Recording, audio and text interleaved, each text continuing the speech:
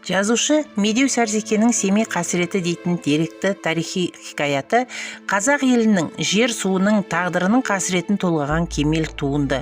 Бұл энциклопедиялық сипаттағы кезек шығармада қисапсыз мол материалдар, айғақ деректер жинақталып, жүйеленіп, нақтылы баяндалған.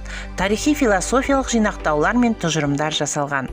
Семей қасіреті кітабының тарихнамалық және деректемелік арқауы мейлінше шымыр. Дәуірнамалық мәні айрықша. Қазақ қасіретін, жер судың зар наласын толыққанды сипаттап жеткізген. Ядролық сынаққа ыңғайлы жер іздеген кеңестік ғалымдар ұсынылған әлденеше аймақтан Семей өңірінің таңдауы. Анығында олар елсіз қиырды іздеуге тиіс еді. Амал не? Ғалымдар комиссиясы қазақтар ежелден қоныс еткен Дегелең баурайын полигонға қолайлы санап, сол аймақты қағаз жүзінде шөл далаға айналдырып, үкіметке жалған мәлімет ұсынған. Шындығында сол аймақ халықты жиі қоныстанған, мал жанға қолайлы, қайнар бұлақтары сарқылмайтын, тал қайыңы желкілдеген шұрайлы өлке болатын. Полигон басшылары және әскери бөлім 1000 шақырым қиырдағы солтүстік мұзды мұхитқа сарқылмай құятын, жағасына іргелі қалалар мен елді мекендер жиі орналасқан Ертіс жағасына тоқтап, мекен-жай салды. Бертінде сол Курчатов қаласы атанды.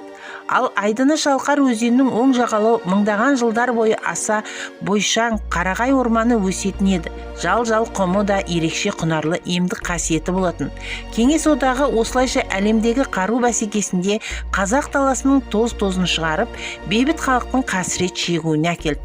Кітапта шыншылдығымен, көпшілігімен жасалған сойқаны мол оқиғаларды, қызмет бабымен соны бүркеушілерді бадырайта атап, яғни өз ортамыздан шыққан тума сатқындардың халқына жасаған қылмысын әшкерелеумен толғанған.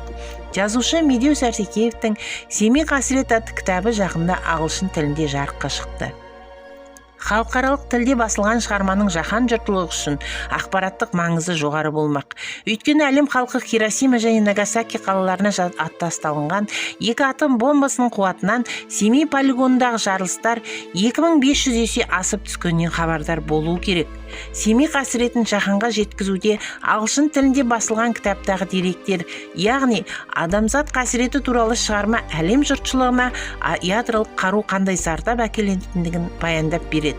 Бәлкім, өркениетті әлем осыдан кейін ойланатын шығар.